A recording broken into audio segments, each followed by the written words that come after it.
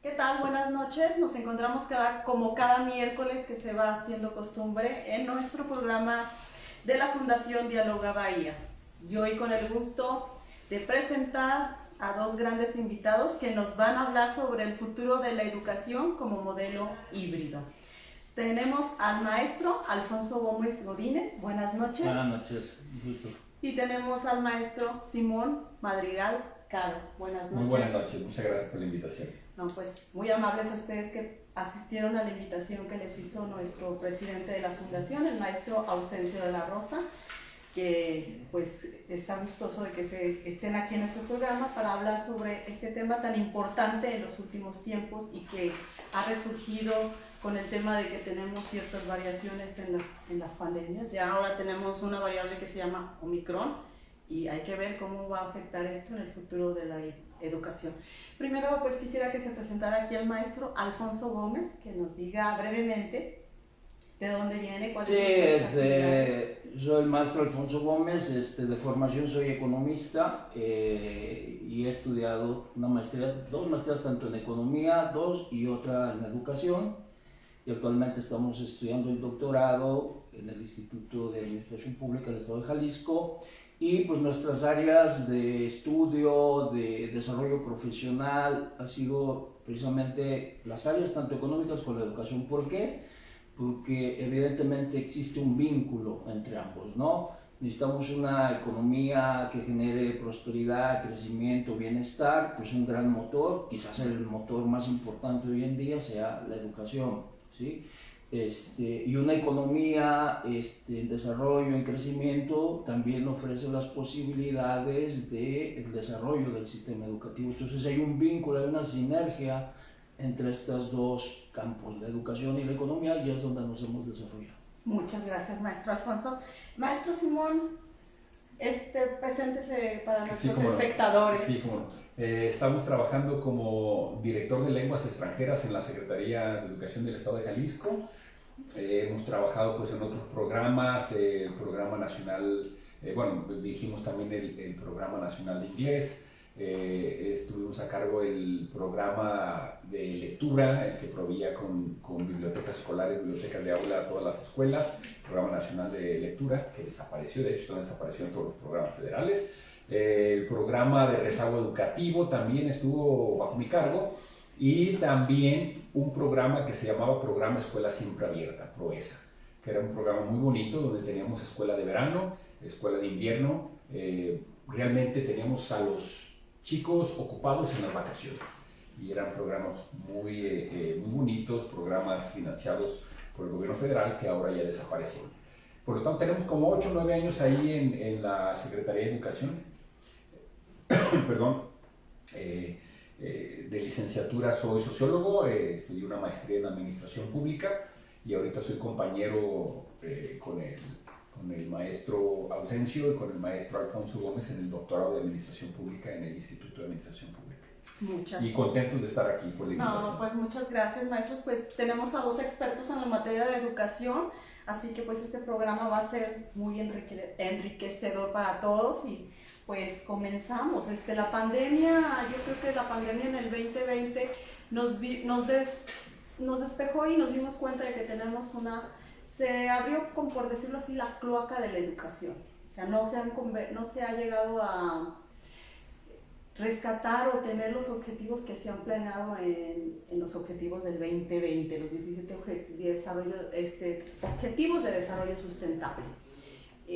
Pensamos que estábamos bien, pero pues en realidad estamos muy rezagados porque alguno de los puntos de los objetivos 2030 nos habla de que la educación debería de estar en términos tecnológicos iguales, ya para todos los países que pertenecen y que son miembros en la ONU. Y nos encontramos que para llegar a los objetivos 2030 ya nos faltan prácticamente 8 años. Yo creo que el que haya llegado la pandemia nos puso al abrir este problemita, podemos todavía alcanzar estos objetivos. ¿Cómo ve usted, maestro Alfonso? Sí, mira, precisamente hace un par de días el Banco Mundial da a conocer un importante estudio sobre el impacto de la pandemia en la educación, ¿no? Y de hecho el título tiene que ver con el estado de crisis de la educación. Entonces el Banco Mundial, perdón, clarifica con mucha precisión que debido, por ejemplo, a la pandemia, los aprendizajes en matemáticas y en lectura en toda América Latina han sufrido un enorme deterioro, ¿no? Parece el dato que ellos manejan es que ya casi el 70% de los estudiantes tienen dificultades en la comprensión de dos materias, de esas dos materias fundamentales, ¿no?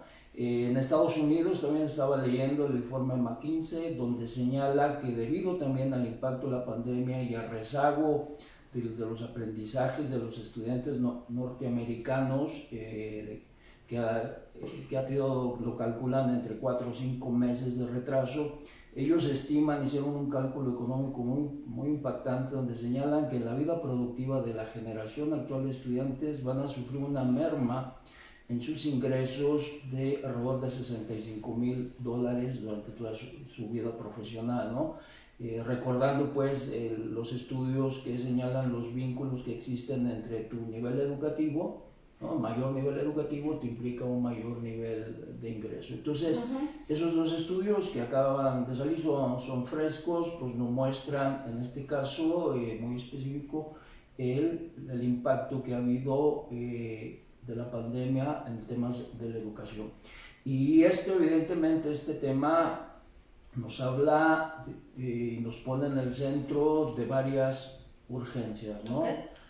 La urgencia de rediseñar los sistemas educativos, exigencia que ya venía dada por la cuarta revolución tecnológica industrial, lo que de alguna manera tú señalabas del impacto tecnológico, los cambios que se están dando en el mercado de trabajo, donde todo el mundo sabe, a partir de algunos estudios de organismos internacionales, los empleos del futuro, ¿no? Todavía no sabemos cómo van a ser. Debido al cambio en las tecnologías, en las formas de producción, en las formas de organización económica, muchísimas profesiones que hoy conocemos están en ruta de extinción, ¿no? Por el mismo cambio. Entonces, esas exigencias que ya traíamos acumuladas de la cuarta revolución tecnológica industrial, los perfiles del mercado laboral, el propio impacto que ya venían generando las tecnologías en el ámbito educativo, pero que no se habían manifestado con esa profundidad hasta que llegó la pandemia, son elementos que nos llevan a reflexionar hacia dónde tenemos que rediseñar el sistema educativo, más aparte contabilizar los costos, contabilizar los daños que ocasionó en educación el tema de la pandemia y cómo nos vamos a recuperar. Yo, en términos generales, así vería los grandes desafíos que tiene el sistema educativo en México, en América Latina. Muchas gracias, maestro. Maestro Simón, ¿usted cómo ve el impacto de la pandemia en el sistema educativo? Muchas gracias. Fíjate que la pandemia nos tomó desprevenido a casi todos, bueno, todos yo creo. Terminábamos el 2019, ya me habían notificado que iba a ir a Vancouver a una conferencia de Languages Canada para el tema de idiomas. Fuimos en febrero del 2020.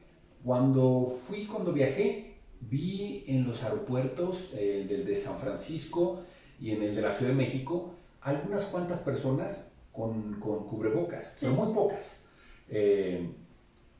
Estuve allá una semana y a mi regreso había la gran mayoría con cubrebocas. O sea, en esa semana que estuve yo en febrero del 2020, sucedieron tantas cosas que nos dio un giro, un cambio, y a todos nos tomó por desprevenido, ¿no? Ahora, hablando del tema de la pandemia que nos llevó, nos empujó, nos echó al agua sin estar preparados en el tema de las tecnologías de la información y la comunicación, las TICs, las llamadas y conocidas TICs. Pero cuando nosotros hablamos de tecnología, que decimos, no, tenemos mucho tiempo tratando con tecnología, pues realmente para lo que significa para mí tecnología, para otra persona tal vez no, para un joven menos. Sí. A ver, por ejemplo, cuando yo digo yo soy de la vieja escuela, y cuando yo digo yo soy de la vieja escuela es porque yo manejé el sistema DOS, que se llamaba Disk Operating System. donde poníamos en un monitor monocromático, blanco y negro de hecho, claves y salían por ahí algunos comandos. Después me tocó a mí la máquina de escribir electrónica. Para mí y para mis compañeros era tan innovador eso, cuando estoy hablando de la secundaria, ¿no? Yo hice campaña en mi secundaria con un mimeógrafo. Sí. Le dábamos vuelta y salía todo. Entonces, para mí eso era tecnología, ¿no? Ajá. Sin embargo, al hablar ahora de tecnología, estamos hablando de redes sociales, estamos hablando de plataformas, que son idiomas muy diferentes, depende de la generación de lo que miramos, ¿no? Mi hijo, que tiene 5 años, es generación alfa. Esa generación ya nace digitalmente, ya conoce, nace sabiendo todo lo que para muchos nos costó trabajo aprender. La generación centennial también están inmersos completamente y son los niños que están ahorita en la primaria, ¿no? La generación milenio le tocó encarar y aprender, y yo soy de la generación X, que nací sí con algunos temas de tecnología. Para mí el fax era lo más innovador de chico, sin embargo nos ha costado aprender y hemos llegado a estar inmersos en este uso de plataformas. Previo a la pandemia, muchos decían que usaban las redes sociales, la plataforma de una manera para enseñar, pero realmente los jóvenes no estaban tan inmersos como lo están ahora. Dice un sociólogo en una plática del TED, lo escuché, que decía la tecnología para enseñar, previo a la pandemia, es muy similar al sexo en la prepa, que todo el mundo dice que lo hace, pero realmente eran pocos los que lo hacían, y los pocos que lo hacían mal. Entonces hemos aprendido la tecnología con dolores de cabeza, nos ha costado, a lo mejor el maestro Alfonso se relacionará con lo que digo, pero hemos aprendido el uso de las plataformas, hemos aprendido el uso de la plataforma Zoom, Meet, todo el formulario Google, todo lo que hacemos ahora, las redes sociales, nos está costando trabajo a esta generación. Sin embargo, los niños que están en preescolar, los niños que están en primaria menor, para ellos es fácil. Para ellos saben lo que es el TikTok, ellos hacen TikTok, usan de lo más natural algunas plataformas en YouTube. Entonces, esta pandemia nos ha servido mucho, nos ha dejado enseñanzas, sí, para bien, creo. Muy a pesar de todo lo negativo que conlleva esta pandemia, nos aventó al agua a muchos adultos y aprendimos a nadar. Sí. Otros niños que para ellos era tan natural, pues están explayando y están usando estas plataformas y estas redes de lo más natural. Por lo tanto, la tecnología para ellos es muy de ellos, es muy natural. Por lo tanto, el gran desafío es que pues, los niños de educación básica sigan aprendiendo. Ahora, es muy importante que la pandemia nos sacó de este estado de confort, ¿sí?, para usar las plataformas. Y sería un retroceso el pensar que muy bien, ya pasó la pandemia, cuando pase, porque todavía no ha pasado, y vamos a regresar a la normalidad. Eso ya nunca va a suceder. No vamos a poder regresar a lo que antes éramos. A lo que antes tenemos que implementar lo híbrido de sí o sí en la educación. Ya no podemos regresar a lo que éramos antes. Vamos a cambiar los sistemas tradicionales. Tienen que cambiar los paradigmas, claro. Sí, siempre hemos estado en el sistema de educación cambiando, innovando, y eso es lo interesante. Ahora, muchos padres de familia piensan que la educación no ha cambiado. Ellos piensan que todavía los pizarrones son negros y escriben con gises. A la misma necesitan darse una vuelta a las escuelas para que vean lo interactivo que ya es un salón de clases y ya son las clases. Entonces, creo yo que no podemos regresar a lo que antes llamábamos su normalidad, sino tenemos que adaptarnos a este sistema híbrido en plataformas. Sí, sí. Lo que también es muy interesante es que la educación, tenemos dos tipos de educación, la privada y la pública.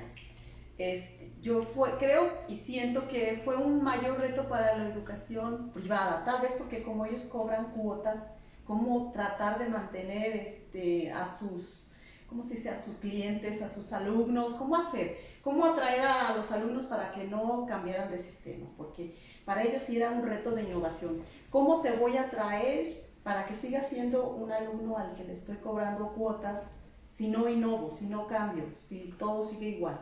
¿Usted cómo considera, maestro Alfonso, cómo fue para la educación privada y pública? Sí, evidentemente, y uno de los fenómenos que vimos es la migración que hubo de miles de estudiantes de escuelas privadas a las escuelas públicas, y que hoy están generando una presión muy fuerte, y que estamos regresando a la presencialidad, están generando una presión muy fuerte en el sistema de educación pública, porque se está rebasando en muchas escuelas la capacidad. Evidentemente hubo escuelas privadas que tuvieron que cerrar o que enfrentaron gravísimos problemas en términos de poder mantener el funcionamiento de las instituciones. Y sí coincido contigo, hablando específicamente de las instituciones privadas, sí fue un enorme reto avanzar en el proceso de la virtualidad, ¿no? Fue un proceso. Yo trabajo en una universidad privada y entonces sí, esta universidad se metió en igual que todas las de Jalisco, que tengo información, se metió en un intenso ejercicio de actualización, de capacitación, de formación docente, como decía Simón, en las partes de las plataformas, ¿no? Aquí algo bien interesante, que yo creo que son de los retos que yo señalaba, es que veamos a la tecnología, a las plataformas, no como el fin de la educación, sino que es un instrumento para la educación, ¿no? Y sí, como dice Simón, hay generación de niños, adolescentes, que son muy hábiles para lo digital, inclusive se les llama ya nativos digitales, ¿no? Sin embargo, yo creo que una gran responsabilidad desde el sistema educativo es que sepan cómo utilizar para su beneficio educativo las plataformas. Sí, porque ahí están los datos de la gran cantidad de tiempo que muchos jóvenes o nativos digitales se pasan en las plataformas, pero navegando en cosas intrascendentes. En algo como distracción. ¿No? Exactamente, o intrascendentes, hay que decirlo con mucha claridad, o en temas de chismes. Entonces creo que en este sentido un gran reto del sistema educativo es, eres nativo digital, excelente, ahora tenemos que educar para que ese nativo digital sepa navegar y sepa vincularse a aquellas plataformas, a aquella información que les sea útil para su proceso. Sí, muchas gracias, maestro Alfonso. Y también el sistema educativo nos plantea de que tenemos, ¿cómo se dice? Educación por etapas, ¿no? Tenemos la educación básica, que es preescolar, primaria y secundaria, y tenemos educación media y educación superior. ¿Cómo enfrentaron cada uno de los niveles educativos este reto, maestro Simón? Pues fíjate que nos sorprendemos, pero como bien lo estamos mencionando, estos nativos digitales, que son los alfa y los centennials, para ellos no se les hace ningún desafío usar la plataforma, explayarse frente a un video.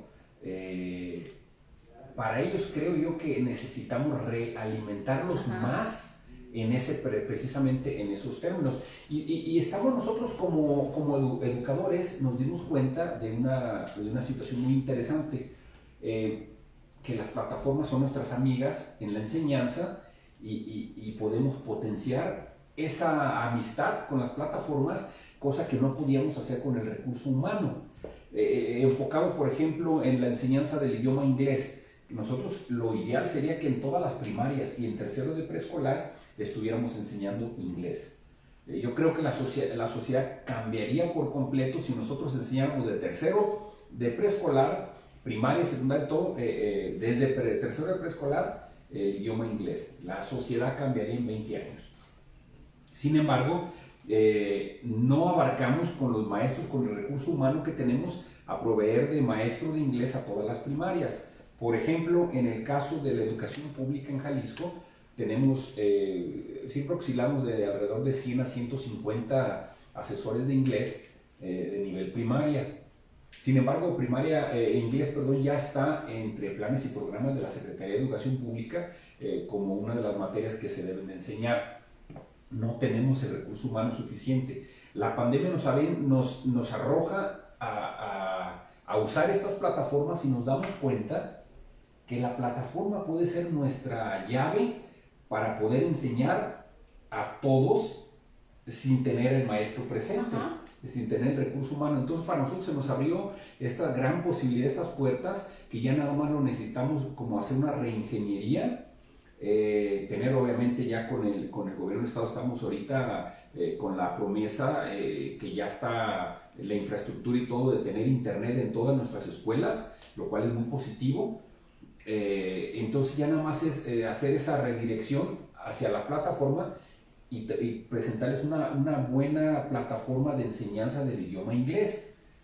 Y creo yo que si se canaliza de esa manera va a ser un golazo.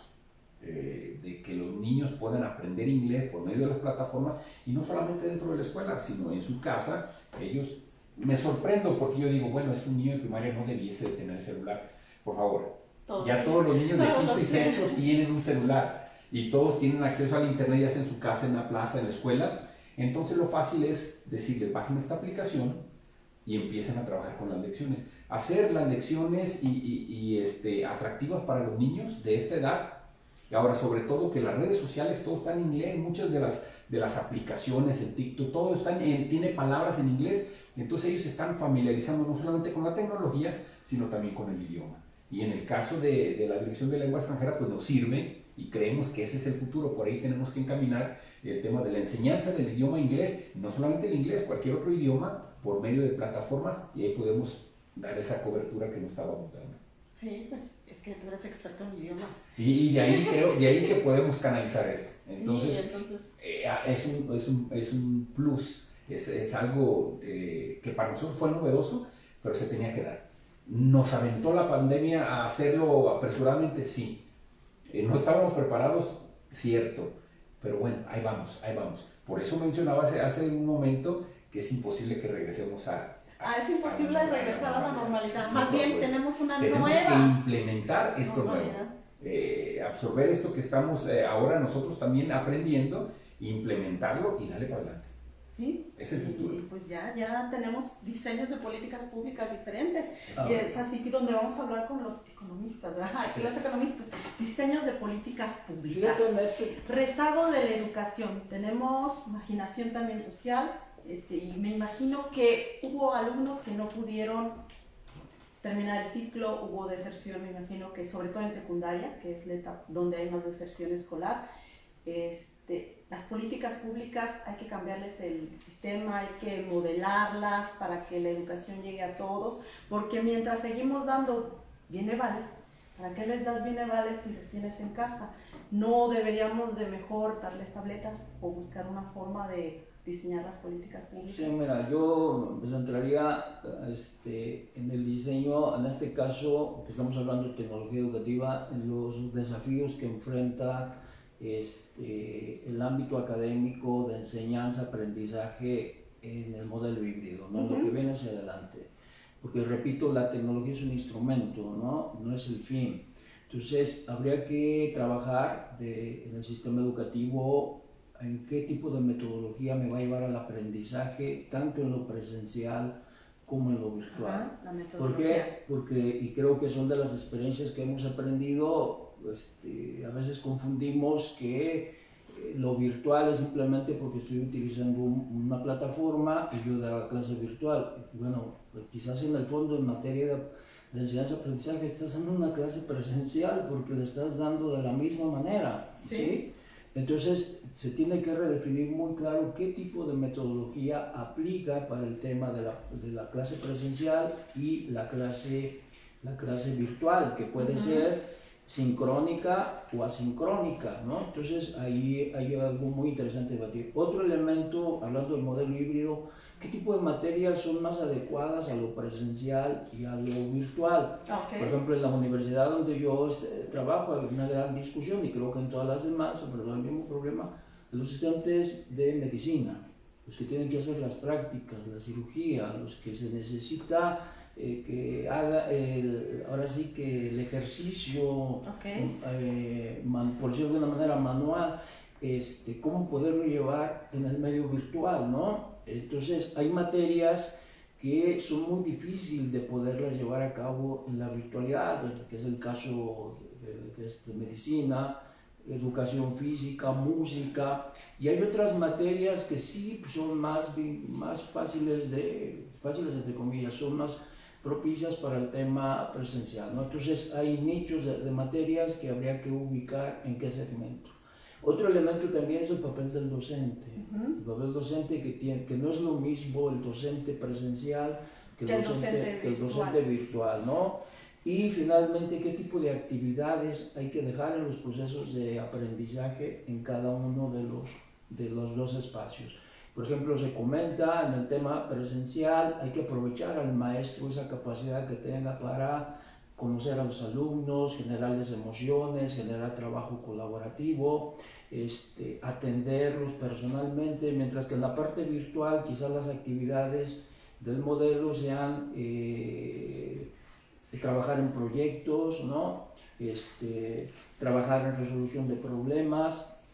Porque, y con esto termino, se hizo una encuesta en Estados Unidos preguntando a los alumnos por qué entraban a la universidad.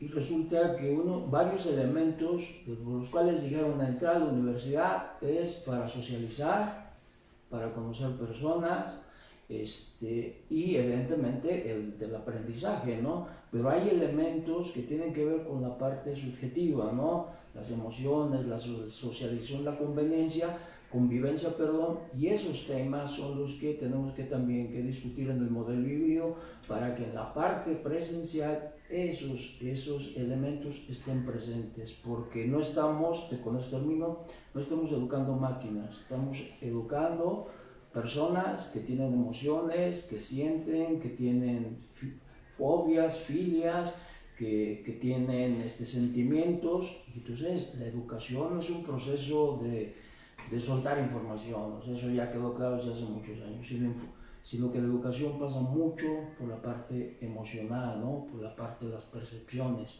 Y creo que la educación virtual es ahí donde encuentra sus límites, ¿no?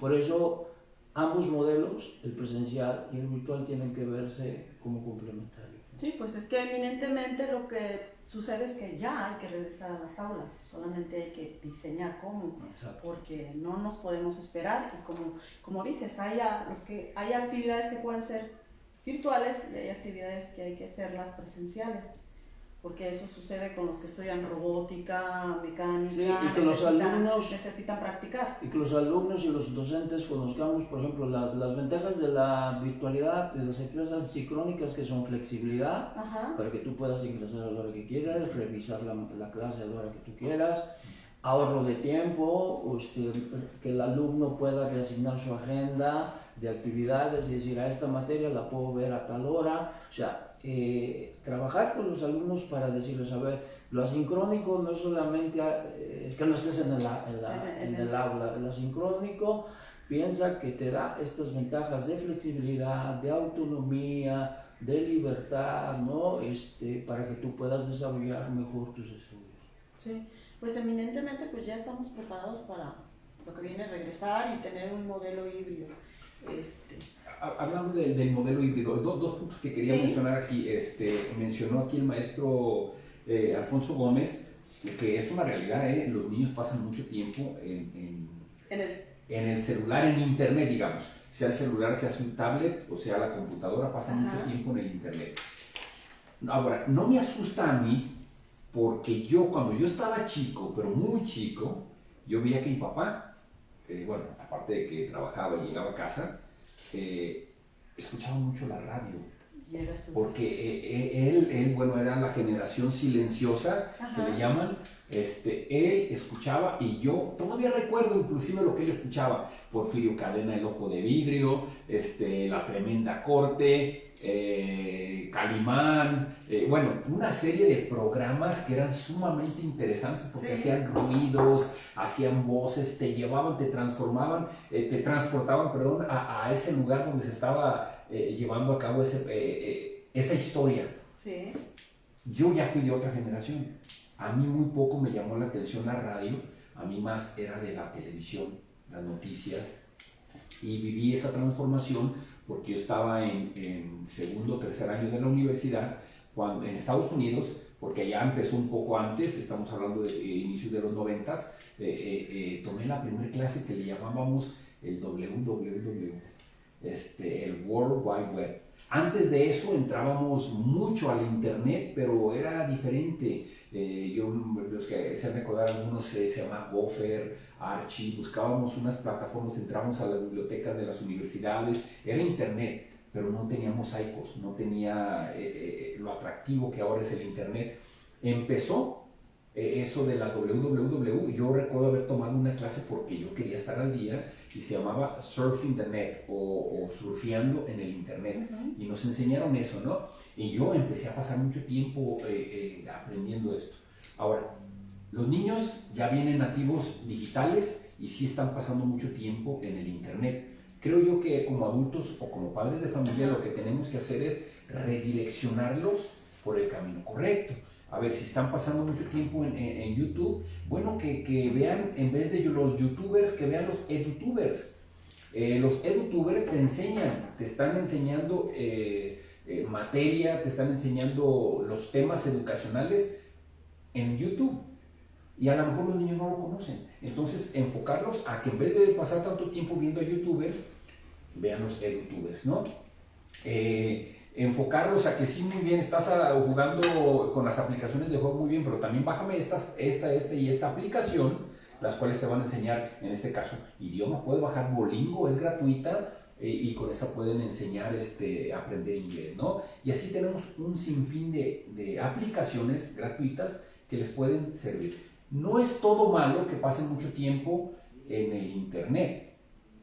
Sin embargo, sería malo si están siempre de ociosos, ¿no? Haciendo juegos y siempre lo mismo, ¿no? Entonces, el pasar tiempo en internet no va a hacer una reingeniería de cómo queremos canalizarlos. Todo esto ha cambiado. Los empresarios, en tema de la pandemia, en Estados Unidos, a muchos los mandaron a su casa a hacer lo que llamaban el home office. Entonces, ¿qué se dio cuenta el empresario? A ver, si yo estoy mandando a mis empleados a casa a trabajar y me están produciendo lo mismo que estaban produciendo acá, sin embargo yo me estoy ahorrando, bueno, ya no necesito el edificio, ya no voy a pagar la renta, no voy a pagar el internet, no voy a pagar el agua, no voy a pagar la luz, no voy a pagar la infraestructura, no voy a pagar tantas cosas, pues mejor quédate en tu casa y te pago un poquito más. Entonces ha cambiado tanto ese modelo. En Estados Unidos ya mucha gente ya se quedó trabajando en casa. ¿Sí? Y son tan productivos o más que como cuando trabajaban físicamente en la oficina. Se puede decir que ya tienen modelo híbrido laboral. Tienen ese modelo híbrido laboral. Entonces ahí quería llegar precisamente.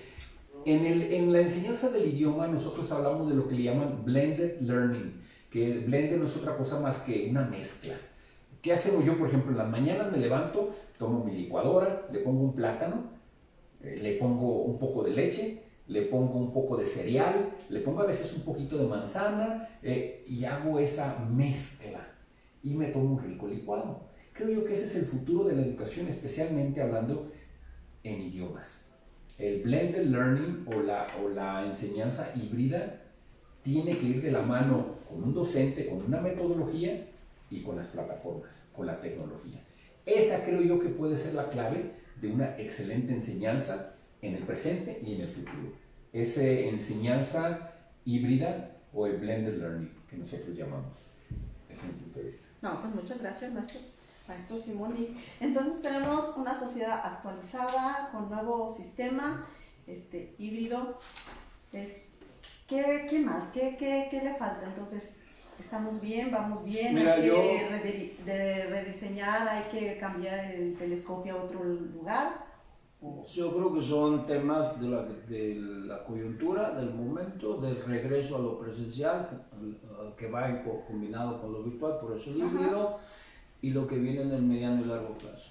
En el corto plazo, con ya el regreso masivo de los estudiantes, yo he señalado que es necesario que los maestros del sistema educativo hagan una reflexión, principalmente, y tú lo señalabas con los niños, con los jóvenes de secundaria, una reflexión sobre qué pasó, cómo pasaron emocionalmente los niños, los adolescentes, los jóvenes el tiempo de la pandemia, del aislamiento. Principalmente los adolescentes que están en una época de transición, de cambio de personalidad. Porque, repito, cuando se sienta un alumno frente a un maestro y más en esas edades, no es una máquina a la que le vamos a transmitir conocimiento, es una persona que está en un proceso de maduración. Yo creo que se necesita un diagnóstico muy claro para saber qué pasó. Yo lo digo así, muy simple. El alumno que antes de la pandemia yo tenía enfrente de mí, ya no es el mismo después de la pandemia y lo sigo teniendo enfrente. Algo pasó en su familia, algo pasó en él. Y los procesos de aprendizaje están muy vinculados a la cuestión psicológica, a la cuestión emocional. Yo por eso insisto en esta parte que necesitamos hacer una revisión muy importante. Y lo que viene hacia adelante, hacer las adecuaciones que se requieren. Por ejemplo, aquellas carreras que comentábamos van a desaparecer, cuáles son las nuevas que vienen, cómo los procesos de trayectorias educativas están cambiando. Antes decíamos, bueno, y todavía lo decimos, voy a entrar a estudiar tal licenciatura. Hoy a lo mejor el cambio es voy a estudiar tal diplomado, ¿no? Porque ahí están los datos. En Estados Unidos algunos empleadores están prefiriendo a la gente con habilidades que con títulos. Entonces necesitamos cambiar el enfoque del sistema educativo para el desarrollo de habilidades más que la generación de títulos, ¿no? Y aparte, en este caso, el tema de las habilidades blandas, ¿no? Que es otro tema que los sistemas educativos tenemos que desarrollar, esa capacidad de las personas, y más aún después del aislamiento, de lo emocional que hemos enfrentado a la pandemia, habilidades blandas que implica cómo socializar, cómo generar capital social, cómo vincularme, cómo generar trabajo colaborativo, ¿sí? Cómo generar aprendizajes conjuntos, todas esas cosas que después se van a reflejar en el trabajo, en las empresas. Las habilidades blandas creo que es otro gran tema que hay que discutir en esta trayectoria hacia el futuro del sistema educativo. Sí, pues muchas gracias. Hablando también de las habilidades blandas, se me ocurre también la inteligencia emocional. Creo yo que ahora debiese tomar parte muy proactiva en la enseñanza en educación, el ver el tema precisamente de inteligencia emocional en los alumnos, para que vayan de la mano. Creo yo que uno de los pocos, hay muchos pros y pocos contras, uno de los pocos contras que tiene la enseñanza virtual es que se están perdiendo algunos hábitos de socialización que antes se tenían, ¿no?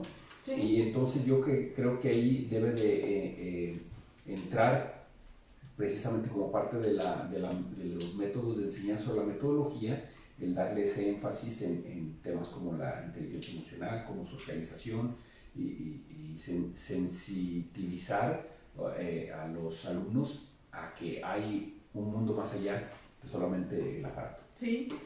Sí, maestro, antes de que se nos agote el tiempo, porque aquí el tiempo vuela, ¿algún punto más que falte por desarrollar o que tú sientas que hay que discutirlo? Sí, hay que discutir mucho también el tema con los docentes. Ajá, los docentes han sufrido en este periodo una sobrecarga de actividades, tuvieron que actualizarse en el manejo de las plataformas. Las clases virtuales a veces implican más carga que la clase presencial como tal, más los maestros que por esta parte emocional que estamos hablando. Imagínate, en un doctorado, bueno, tienes a los estudiantes ahí en la plataforma y hay códigos de comportamiento, hay otra forma, ¿sí? Porque ya son adultos, ¿no? Y saben a qué entran a la plataforma. Pero imagínate en la virtualidad, el niño que no está, ni siquiera está mamá o está solo, o quién lo está auxiliando en ese momento de la clase virtual. Creo que los maestros necesitamos platicar mucho con ellos, sí. Necesitamos conocer de sus experiencias y de esas experiencias poder trazar una ruta para ahora sí, con lo que ellos aprendieron, los maestros, paradoja, ¿no? Los maestros aprendieron del proceso de la pandemia, poder encontrar todas esas experiencias para fortalecer en algo, como decimos, ya no vamos a regresar a lo de antes. Entonces la experiencia que adquirieron los maestros, que fue a veces muy costosa, cómo la podemos generar para visualizar el nuevo sistema educativo, ¿no? Fíjate que ya hablamos de los alumnos, ya hablamos de los maestros y ya hablamos del sistema. nos falta hablar de los padres de familia. Los padres de familia también es otro actor fundamental. Yo siempre he dicho que ya se perdió el límite entre la escuela y el hogar. Ajá. Ahora escuela y hogar es prácticamente lo mismo. Los niños y los adolescentes aprenden en ambos espacios, ¿no? Inclusive a veces aprenden más cuando se encierran en su habitación con el tema del internet, Sí. que en el aula. Entonces sí, yo creo que hay que visualizar a los padres de familia como un actor fundamental del proceso educativo, que también ellos, hay que escucharlos, ellos también aprendieron muchísimo. Las encuestas, los estudios cualitativos que se han hecho durante el periodo de la pandemia hablan de cómo los alumnos reflejan también la opinión de los padres, y muchos padres, bueno, no muchos, algunos padres inclusive se convirtieron por necesidad de estar en la tutoría del niño, del joven, también se convirtieron en alumnos, porque tenían que maestro, aprender. porque tenían que aprender. Entonces, este rediseño, aquí vamos a hablar de un tema que se discute mucho en los doctorados de administración pública, el tema de la nueva gobernanza del sistema educativo. Repito, implica tanto los profesores, su experiencia que vivieron, de los padres de familia en ese esquema donde está la frontera entre la escuela y el hogar, ya no existe. Sí, yo creo, muchas gracias, maestro. Yo creo que si esto de la pandemia llegó tan pronto, tan repentino, como dijiste, que nos tomó a muchos de sorpresa y nos tuvimos que actualizar en muchísimas cosas. Y los padres de familia son un factor muy indispensable y preponderante dentro del sistema educativo. ¿Algún otro tema que...? Un poquito nada más poniendo un poco más sobre el tema de los padres de familia, que no les asusten a los padres de familia algunos temas. Por ejemplo, a mí mis padres no me ayudaban o no me podían ayudar cuando yo tenía tareas de matemática y todo, o sea, no tenían cómo ayudarme. Creo yo que eso está sucediendo ahora con la tecnología. Los niños han recurrido a los padres y los padres no han podido ayudarles. Entonces ellos han tenido que aprender, los que ya no sabían, los que ya no eran nativos, digamos los centennials, tuvieron que aprender por cuenta propia, igual que los millennials. Ahora, los alfa son hijos de millennials, por lo tanto, esos son nativos digitalmente. Pero todos, hablando de los padres, no de los millennials y los padres más de la generación X para atrás, que no les asuste el tema de la tecnología y permítanles a sus hijos, si quieren abrir una cuenta de TikTok, que la abran, si quieren abrir una cuenta de un canal de YouTube, que lo abran, su cuenta de Facebook, su cuenta de Twitter, que lo abran, que lo supervisen, sí. A ver qué estás viendo, mijo, cuáles son tus canales, qué subes, qué material subes, que lo supervisen, pero que no lo limiten, que los animen a que tengan su Instagram, que tengan todo lo que tengan que tener con supervisión. Yo creo que sí es muy interesante porque los jóvenes están muy despiertos y muy ávidos de participar. Prueba de eso es que cuando tenemos los eventos de tecnologías que ha organizado el gobierno del estado, se saturan. ¿Algún otro tema que nos falta hablar sobre la educación híbrida que les falta? Pues nada más saber que pues tiene que ir de la mano. De ninguna manera la tecnología va a reemplazar al docente. Eso lo tengamos muy claro, de ninguna manera. Va a tener que ser ese caminar de la mano, docentes con la tecnología que nos aventó esta pandemia y de aquí para adelante. Tenemos que aprender y tenemos que enseñarnos a ese caminar juntos. No va a reemplazar la tecnología al docente, eso de ninguna manera. Sí les va a costar a algunos maestros, algunos docentes, aprender nuevos trucos de enseñanza, pero no van a ser reemplazados. Sí. Es muy claro. ¿Alguna conclusión del tema, maestro? Bueno, que hay muchas cosas por hacer, que lo que impactó la pandemia en el sistema educativo nos generó costos, pero también oportunidades, que el mundo ya no va a volver a ser igual, y algo que creo que es importante insistir ahora en dos temas. Uno, la necesidad de que cada vez la educación sea más personalizada, en el sentido de que el maestro conozca bien a su alumno, a quien esté enfrente.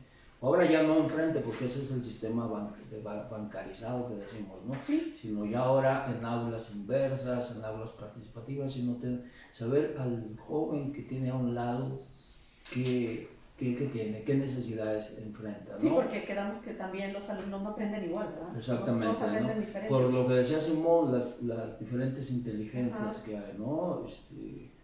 Hay diferentes tipos de inteligencia, diferentes maneras de aprender. Yo creo que ese es el tema de la personalización y el tema de la educación integral, de la educación holística, ¿sí? Más por los retos que enfrenta el mundo en materia de cambio climático, en materia de inseguridad, migración, etcétera, grandes temas globales que hoy nos obligan a dejar esa enseñanza parcializada, segmentada, aislada que teníamos y que hoy necesitamos incorporar temas para que los estudiantes, que también es otro tema, y con esto termino, los estudiantes hoy, el ser estudiante ya no es una etapa de la vida. Antes nos decían, ¿cuándo terminas de estudiar? Sí, porque decía de que después de que termines de estudiar, hay que trabajar y ahí terminaba. Entonces uno contestaba, ¿no? Pues cuando yo termino en un año de estudiar y ya me pongo a trabajar. Hoy no, hoy el ser estudiante no es una etapa de la vida, sino ser estudiante es para toda la vida, ¿no? Porque lo que aprendemos, ya debido al cambio tecnológico, a la revolución científica, lo que aprendemos deja de tener ya vigencia y validez. Entonces, ese es el mensaje, hay que ser estudiantes durante toda la vida. Sí, muchas gracias, maestro. Maestro Simón, para conclusión, ¿algún...? Sí, para conclusión tenemos que destacar también de que para todo tiene que haber un balance. Decía Buda, "The secret of life is balance". El secreto de la vida es balance. Tenemos que implementar esto en nuestras vidas, en las vidas de nuestros hijos. Si es verdad que esta generación tiene este chip de tecnología ya implantado desde nacimiento, también es verdad que esta generación es muy propensa a las alergias, al autismo, al asma, a trastornos autoinmunológicos, al cansancio ocular, al síndrome visual informático. Entonces, tenemos que buscar ese balance, ¿no? Y creo yo que la solución es lo que habíamos hablado del blended education o educación híbrida. Este es el balance de no dejar lo presencial y también implementar lo digital o lo virtual. Muchas gracias, maestro Simón. Pues para terminar, agradecemos al maestro Ausencio de la Rosa, que gracias a él estamos aquí y hablamos de este tema tan interesante que es la educación híbrida, y pues es un nuevo reto que tenemos en la sociedad. No tanto un reto, sino que es algo que ya se venía a llegó más aceleradamente quizás por la pandemia, pero aquí estamos y se ha cumplido y estamos cumpliendo, y todo está cambiando en nuestra sociedad y siempre hay que estarnos capacitando. Pues muchas gracias y buenas noches. Buenas noches, maestro Alfonso. Buenas noches. Muchas gracias. Maestro. Buenas noches a todos los que nos Gracias, están buenas noches. observando también. Muchas gracias por la invitación.